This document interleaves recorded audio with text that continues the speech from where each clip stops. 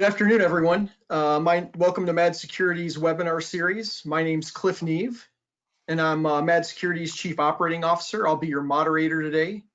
Today's webinar is going to cover the impacts of the newly published interim DFARS rule, and we have our MAD Security experts here to go through it. Our first panelist is Dave Stewart, who's our Director of Cybersecurity Risk and Compliance. Dave has more than 20 years of experience and has conducted over 100 DFARS and CMMC prep assessments since DFARS was released in 2017. His certifications include CISSP, CRISP, CISM, and CISA.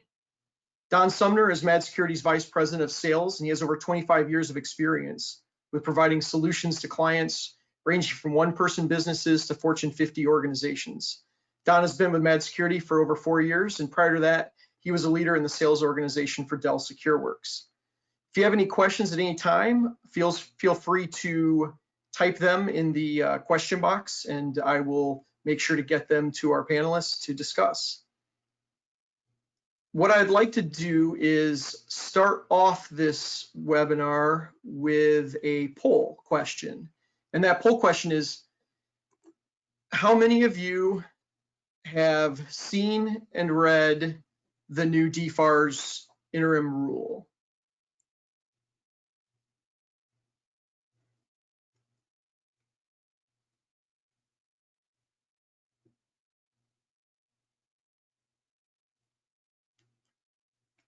Okay.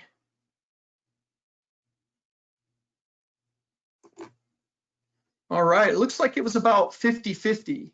And so it is very new, so I know that a lot of you might be new to this. And so what we're going to try to do is give you a great overview so that you can help your organization. For those who have seen it and read it, we hope to provide some color around what this rule is and what it implies. So so that said, I'm going to go ahead and start with Dave Stewart. Dave, can you please give us a high-level overview of the rule? Sure, yeah, so we'll start with just a quick background on DFARS and everything. I think those of you who are all DoD contractors, at least been for a while, know what DFARS, the DFARS 7012, the NIST 800-171 is. It's been around, right? That's been in effect since August of 2016 for DoD suppliers to provide what's called adequate security based on the NIST 800-171. And really, you know, it required a couple things: prompt cyber incident reporting, self-attestation to the NIST 800-171, and then including having a system security plan and detailing how details how security requirements are implemented, and also a POAM, or a plan of actions and milestones that describes how those security controls that haven't been implemented, how they will be mitigated in a certain time frame. And so here with the self-attestation and all these things, you could be compliant with that DFARS 7012 clause if you didn't satisfy all 110 of the controls.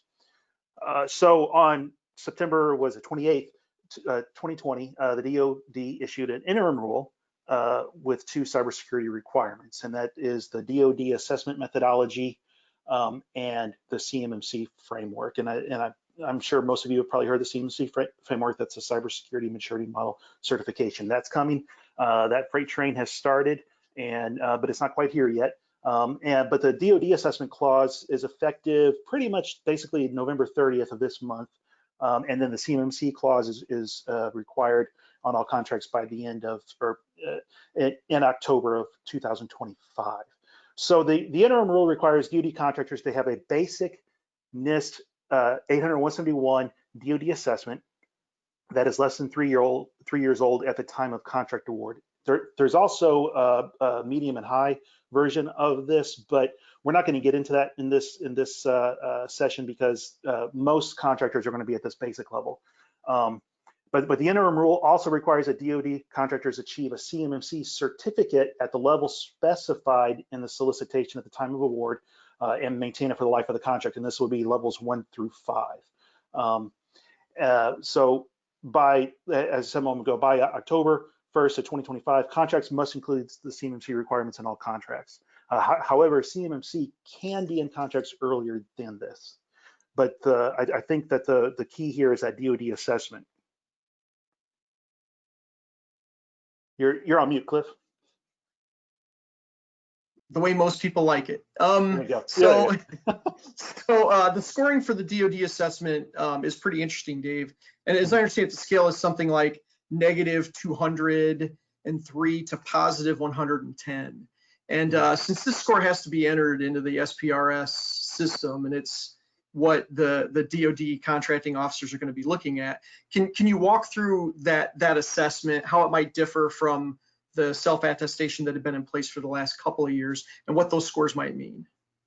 Yeah, with the self-attestation, for the last few years, it's been like, yeah, we're doing this, we're not doing that, and just responding to prime contractors what they're asking for, where their subs are at. What this is doing is now you're putting your score up into a website and making it a little bit more beholden to what the controls are asking for. So this is what they're calling the NIST 800-171 DoD assessment methodology, and it results in a summary score of the contractor's compliance with the NIST 800-171.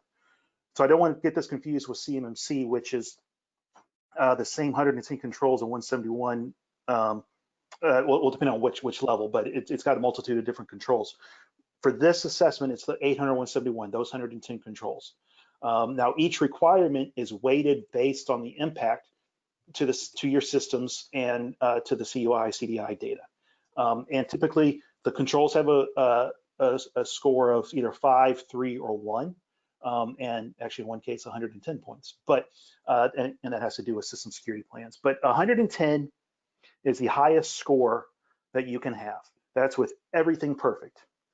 And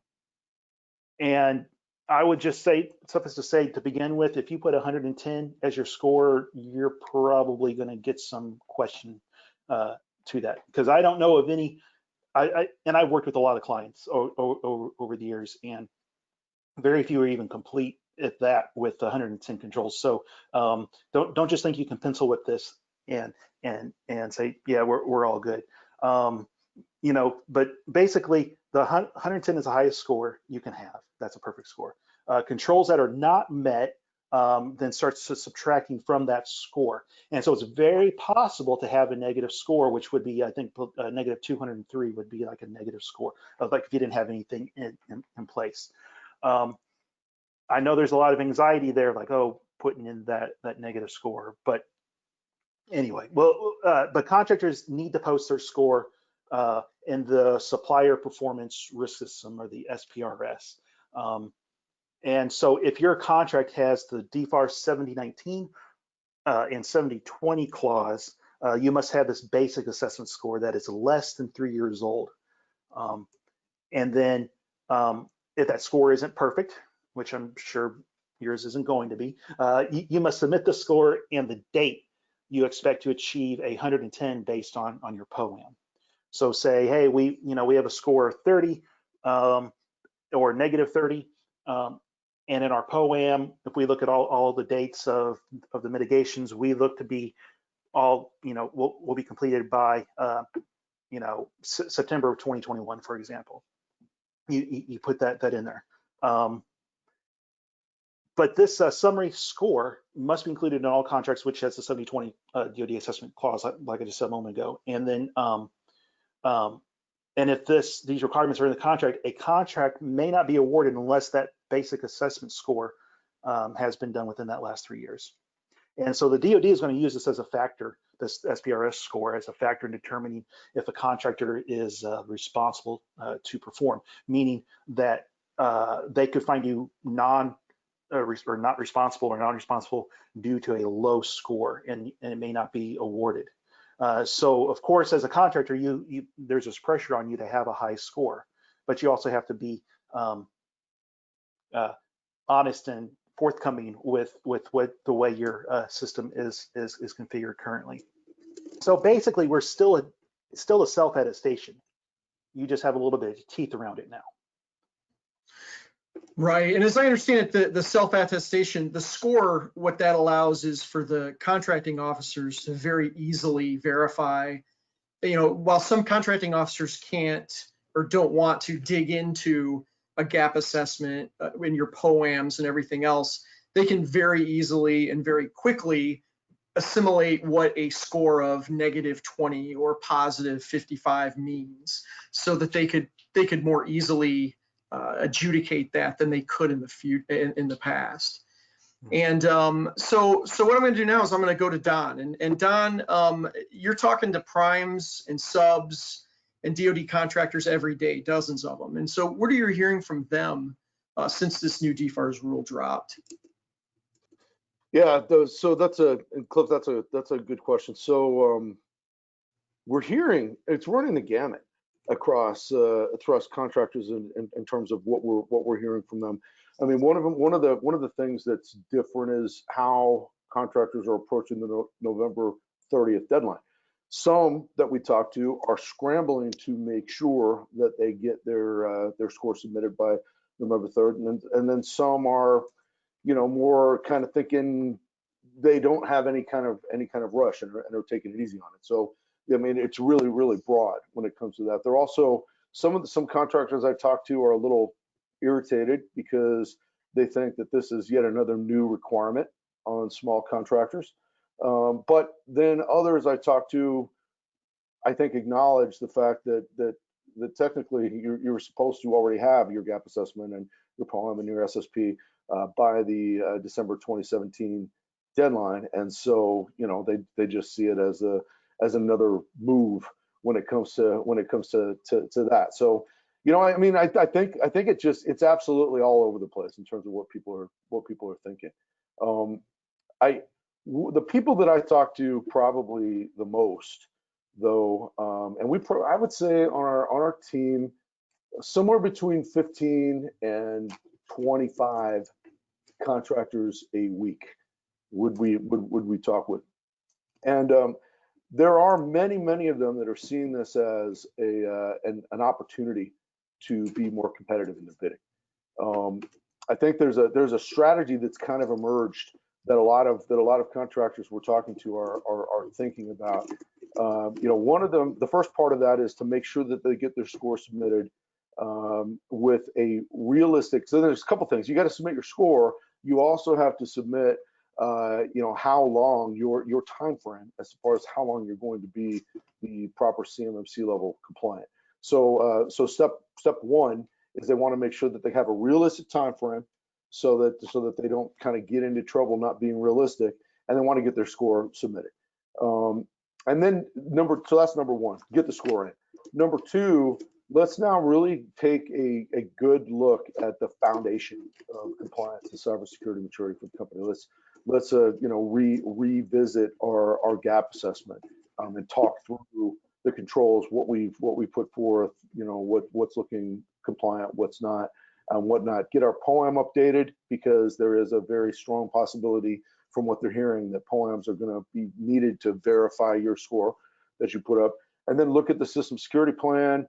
Make sure that is how it needs to be. Look at your policies. Make sure your policies are all up to date and the way that they need to go, and really just get a good foundation, I think. And then the third step, and everyone's talking about this, is has to do with how you prioritize remediation. So, and there's a lot of ways someone could prioritize remediation, but what we're hearing a lot is let's look at those components on the POEM that are going to have the most upward impact on our score. And so let's focus on those things so that we can revisit our score, redo our score, improve our score, and continue to resubmit that. So that over time, their competitive situation, since the score will be part of what's considered, the competitive situation will improve over time while they're working towards overall NIST 800-171 and ultimately CMMC level 3. And then finally, I think that a lot of folks are looking to hit CMMC level 3 compliance, usually sometime late 2021, early 2022, when there is an anticipation of a lot more RFPs, solicitations coming out with CMMC requirements. So it's there's those steps kind of working through and making sure that they're addressing those components that could impact company revenue now make sure that they're taking that into account as they work through it. No, I'll say this too, that when it comes to revenue, when it comes to winning bids, we're talking to more and more contractors that have some motivation for ISO 27001 because it's going to give them points in certain bidding situations to improve their ability to win certain bids. And so we're talking with a lot of contractors now that are wanting to map across ISO 27001 and NIST 800-171 and CMMC, and then how can they prioritize and make sure that they can, roadmap out what are we going to do to improve our score while also going towards ISO 27001 as quickly as we can, but all the while moving towards CMMC towards the end of 2021. So, I think just having a strategy that encompasses all of these components is what we're working with our folks to come up with. I think the biggest fear is that the contractors that we talk with, that they don't do something right now, but they kind of wait and see, and then they get into a scramble situation later where they have a contract, they need a bid, it's going to be awarded, they have to have a score in, the score has to be, look strong, but it has to be realistic. I think they don't want to jeopardize their awards, and if they don't want a scramble situation, it can also get expensive. So anyway, that's a lot, but these are the things that we're hearing every day, and a lot of the kind of issues and strategies and thoughts that contractors are talking with us about. And it is interesting that you can reduce your entire cybersecurity scorecard to essentially one number. And what was interesting to me was that I consider myself to be a practitioner, somebody who's in this world every day. And I wasn't even really aware of the scoring system of the negative 200 to positive 110 that existed really until this came out. And it's been out for a year. When someone said, yes, this was a scoring system that's been in place since November, I thought they meant this November. It was actually since last November. The other interesting thing is that there's no partial credit for an overwhelming majority of the controls. What we've seen is that other than, I think multi-factor is one of the ones where you can get 1, 3, or 5 points for, but most of them, it's all or nothing. Either you meet it or you do not. And so that's far different from the POAM perspective that was being leveraged by DoD to look at it, where if you had a POAM to get there and you were partially complete, you could kind of claim partial completion. Mm-hmm. But if you're partially complete, it almost doesn't count in this case. And Don, to pile on to one of the things you were talking about, one of the things we've seen from the really big integrators, the Lockheeds, the Raytheons, the Boeings, and the Northrops, they've actually been sending out letters to a lot of their subcontractor ecosystem. And it seems like they're mandating this for their subs. And it looks like probably their timelines are going to be even more aggressive and more biting than the government. And so they can take this stance because it reduces their risk. Why are they going to go with a subcontractor who's going to have a lower score than somebody who has a higher score? So can you talk a little bit about that impact? Have you talked to folks who have received these letters, and what's their stance? Oh gosh, no, absolutely. As a matter of fact, the most dramatic, the interim rule dropped September 29th. And then about the second week in October, we get a call from a contractor that said that they had, a couple days prior to that, gotten a letter from Lockheed that had talked about the fact that they had to have their score submitted by November 5th so that they could be well ahead of that number 15. Now, the wording of that requirement,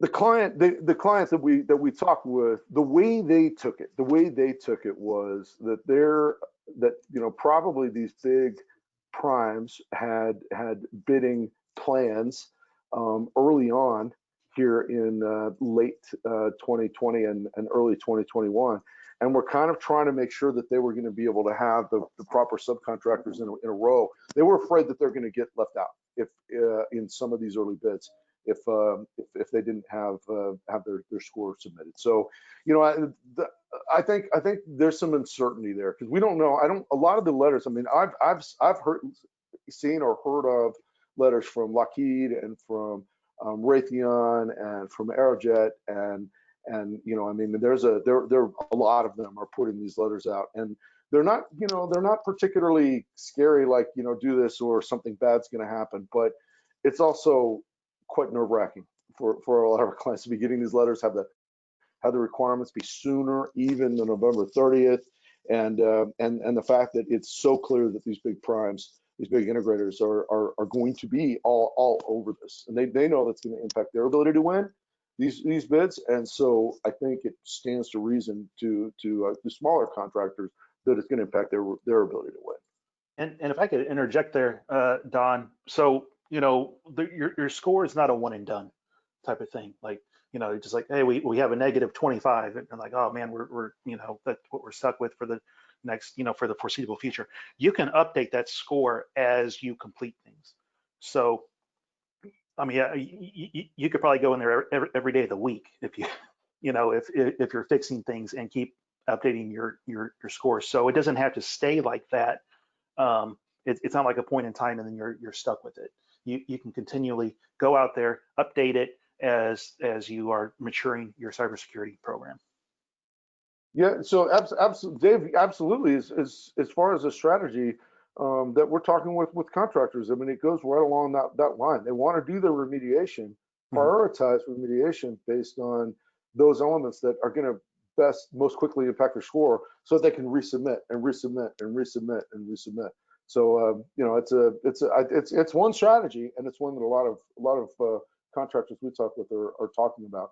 And but you know, when they're doing subcontracts to these big aerospace primes, you know, I think the urgency is even a little bit more intense. Oh yeah. Great.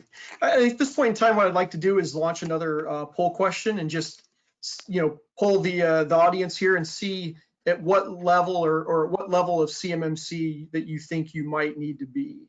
And essentially, you know, that's going to be based on, you know, do you process CUI? Do you not process CUI? Or you're not sure yet? So if you can go ahead and take a second and let us know where you think you stand so we get a feel for where things are.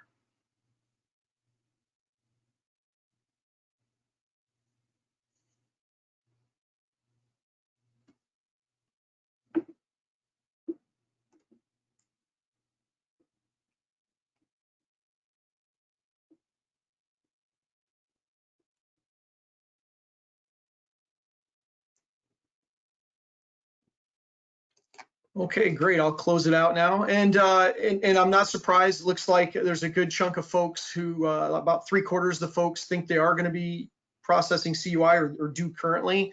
And then there's a good quarter that aren't sure. And what's interesting is that's not uncommon. One of the biggest issues that we've seen with our clients is that folks aren't sure what CUI is and what CUI isn't. And that's something that we're hoping that DoD clarifies more and more as we go along. And I think that when they say in their contracts, this is a CMMC level 3 contract, it becomes self-evident that there is actual CUI involved. But I don't know that we've dealt with a contractor yet, with somebody yet who's actually fully specified what the CUI is within their contract. It's just kind of one of those things where they know it when they see it. So I'm kind of hopeful that with the new levels of CMMC, that's going to be something that's better understood. All right. And so moving on, you know, there is all this emphasis here and now. And Dave, can you talk us through a little bit about, you know, why now? Why is DoD putting so much pressure now, and what hasn't worked in the past? Why now? Mm-hmm. Yeah, well, I mean, and when you say why now, it's actually been an issue for a while. It's just, you know, this originally came out in 2016, but you know, it's probably really been around longer than that. But they're just trying to get more teeth around it because really what's been happening is the DoD contractors are the you know, that soft chewy middle. You know, once you get past the outer shell, if you think about it that way. But you know, there's bad actors like nation states and and other corporations and hackers and things like that are taking information from contractors that is unclassified. But those familiar with how classified data can work is it could be, you could take multiple different types of data and put it together and get a much bigger picture. And this could hurt national security and or people out in the field, things like that. And in a good story, I always like to talk about that I think a lot of people are very familiar with, or at least those who might be of the older persuasion like us here on the call, would be Tom Clancy when he wrote Hunt for Red October. And he, when he first submitted his manuscript for it, the Naval Institute requested to take about 100 pages worth of technical details out of the book originally, and there was a lot of people thinking like he must be with the CIA, or he must have a secret clearance or this or that. And and Tom Clancy, one of his quotes, he says, "I think it's more interesting that I do not work for the CIA, that an ordinary person can dig all this stuff up." And he talked about his research library, which had the Jane's books, the Norman Norman Palmer's Guide to the Soviet Navy and Combat Fleets of the World, but anyway, which I thought was a really great quote, is he says, "The really important things are never classified. They are hard to find, but never classified." And in a way, he was taking CUI back then and putting things together in this book. And then when they started to read this book, like, oh, there's some stuff in here that shouldn't be here. But he found it in these books and magazines and went down to the library. So it's out there, and so we got to do a better job as part of the DIB to protect that information. And that's just an ongoing drumbeat, right? But espionage continues to be a huge issue with this, and and DoD contractors have been an easy target because of poor cybersecurity practices over time. You would think like, hey, this is should be normal, right? Companies nowadays, it's 2020, as crazy as that is, but this should be what they should be doing anyway. But it's not like that. There's so many companies out there that are different walks of life that might be a small mom and pop shop that really they don't know anything about this type of work. They're just now hearing about CMMC or just now hearing about DFARS and really haven't been had their ear to the ground. And so it's they're still easy targets. So anyway, hand it back to you, Cliff. Sure, absolutely. And we did get a question asking if this DFARS interim rule is related, or is it essentially what the Navy implemented with their Annex 16 SOW language for the DIB memo for DFARS clause 252 204-7012, now DoD wide. And yes, this is exactly that. This is the DFAR 7012. And I think that, we did see some governmental organizations and some contracting teams stepping into this early, and then some that were blissfully unaware of it or didn't lean into it. But this is in fact definitely very related, or an evolutionary step from that. Another question for Dave and Don, how does this interim rule affect COTS providers? Oh, it doesn't. It doesn't affect COTS. Gotcha.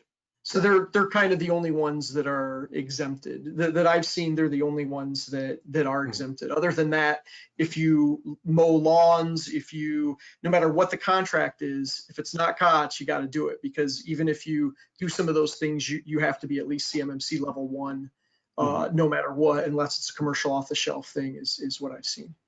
Another question I have here is for sub scores, for subcontractor scores, how do those factor into the prime scores? Do they factor into the prime scores, or are the sub scores broken out separately? Is each individual organization responsible for their own score, or is it contract by contract? That's a good question, actually. Well, I mean, each organization is responsible for their own scores. So I mean, basically, if you don't have a good score, that prime can say, hey, you know what, you need to get better, or we need to find somebody else. And I know that gets into the fact of, well, yeah, but this sub only does this, and they're the only ones that can do this type of thing. So it needs to be a team effort too, with the prime and the sub. You know, it's a prime's responsibility to flow all this down and to make sure that their subs are meeting these things. And so, yes, a poor sub score, poor sub score could affect the contract being won. Or the continual work on the contract. So it behooves the prime to ensure that their subs are being compliant with these things and getting better with their cybersecurity programs. Yeah. Don, did you have any thoughts? You're muted, Don. You owe $1 in the jar too. Dude, sorry about that. I was just going to say that I come from the perspective of what we're hearing from clients.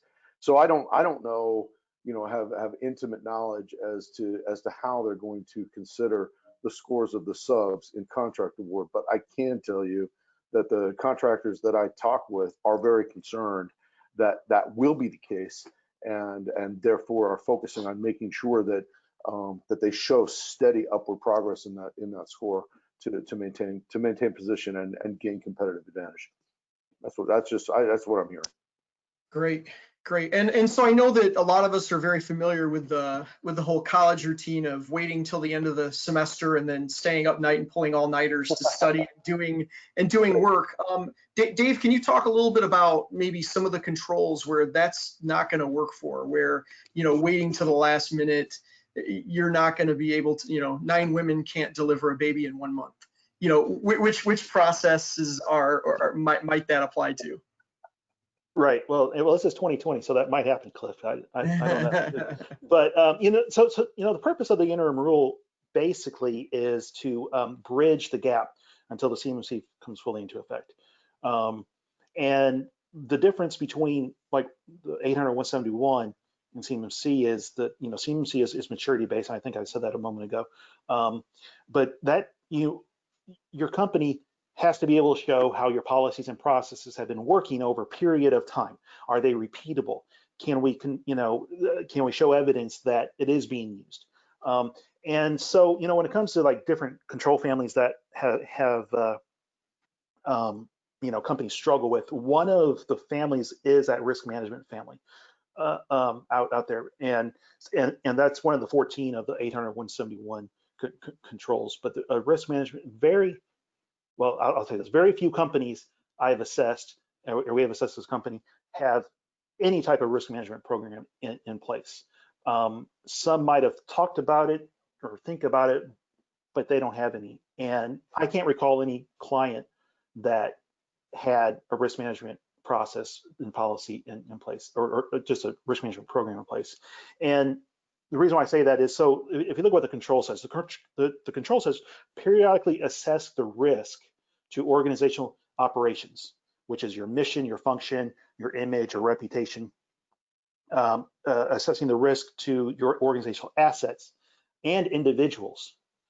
So that includes those experts that you have working on these contracts.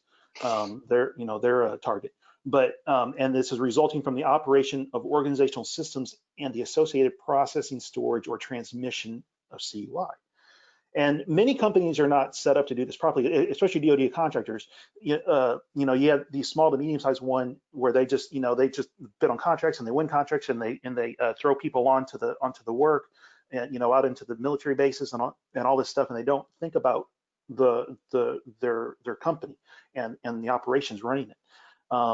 And so, companies need to do this business impact analysis where they need to understand the threats to the business and what they're trying to protect against. They need to understand the vulnerabilities, and the vulnerabilities is the weakness or the gap that can be exploited by these threats. And then you get into understanding the risk, right, which is the potential for loss as the consequence of a threat exploiting a vulnerability. And so when companies start to look at this, they just don't take into account in their day-to-day activities. And so really thinking this way, starting to apply these controls, for example, would constitute really a cultural and discipline change within the company, and how they do things. And you know, questions like, you know, if we set up our network like this, what is the risk to our data? If we give access to a third party to our environment, what will they have access to, and what is the risk? It's asking questions like this, like you know, if I open this door, who's going to come in? And so, but it's not a one and done thing either. That it needs to and that's why the control says periodically. Periodically, and a control like this means you as a company, you determine what that means, and then because the controls don't get specific, like, oh, you must do it every quarter or you must do it every year. What makes sense to the organization, but to show that you are doing this. So it's periodically, it's to the lifetime or the life cycle of the company. So that's where I find a lot of companies, they fail that left and right. It's, yeah. So it kind of gives me an opportunity here a little bit to maybe show some examples of where you can meet the control, and hopefully can everybody see that? Where you can meet the control, but you're missing the spirit of security. And Dave, can everybody see that? Hopefully. Yes. Yeah. Okay, good deal. So here's a couple examples maybe that we always like to use where people, you know, okay, you've got the control in place, but are you actually accomplishing what it is that you need to accomplish, right? So so good stuff. So definitely a huge difference between compliance and checking the box and actually being secure. And we definitely recommend that folks do both. Don, can you talk a little bit about why it is then, you know, the folks that you've talked to and the differing levels of knowledge, why it is important that companies find someone who is very knowledgeable on this to guide them through? Yeah, no, I absolutely. So, you know, there's a couple the things that I hear very, very consistently with small and medium-sized contractors is that everybody wears a lot of hats. Yeah, we wear a lot of hats. We have a whole bunch of different jobs that we're doing. And so what that very, very often results in is what I've heard described by one of my clients as an unending series of starts and stops. They will work on their compliance efforts for a period of time, and then they get pulled away into some other very critical function, and they start working on that. And then when they get to come back to the NIST 800-171 or CMMC, the first part of it is getting caught up. Okay, where was I? Okay, wait a minute, who was doing this? Who was working on this? What did they finish it? I don't really know, I better go check. And by the time they get their bearings on where it is that they were working, they get pulled away again. So this is a very typical situation with small and mid-sized contractors, because they're just, I mean, we're busy. You guys are busy. You guys are really busy, and so that's one big part of it that you know that becomes very, very important, critical to whether or not these companies are really able to start moving through and execute these big. They have big plans. They got a great strategy, but critical to kind of getting to where they can really execute it. But to your point though, Cliff, I mean, so expertise itself varies wildly. There are a lot of contractors that really just don't have any expertise in this area in cybersecurity and compliance at all. There's some that have a pretty high level. There's some that they kind of do this kind of thing as far as their own service delivery when they're delivering on contracts. The problem is that if they're going to pull their own resources to work on this for their company, all of a sudden they've taken them out of the field. They're no longer generating revenue. So there is now an opportunity cost of doing it internally without help, because now their own resources are no longer billable. So I mean, it's going to be different for everybody, Cliff. But you know, I think between expertise, between really so many different priorities on their plate at one time that it can impact focus, and then sometimes it just has to do with cost. Sometimes it is more expensive to do it yourself than it is to get some help. Oh, definitely, definitely. And I think that, one of the things that we've seen is we've actually had clients come to us who think they need to do X, Y, and Z. And then when we take a look, we actually will say, hey, you know what? It doesn't look like you really need to do that. Or, hey, you can segment this off over here and only do it in this environment and provide that level of help. And one of the things that we've had to learn to do is when clients come to us and say, we want this, sometimes we have to actually back off, and we've taken a look at finding out what it is they really need, as opposed to, okay, we can do a pen test, but is that really what you need? Is that really where you want to go? That's Cliff, that's a really, really, really good point too, because that we hear a lot is a worst case scenario is that you're going to put a lot of work into controls and technology and policy and all of that, so that you are at a certain point before you do something like, say, get a gap assessment, only to find out that a whole lot of the efforts that you did aren't quite right. Now you're going back. That's a frustrating scenario that kind of leads to that.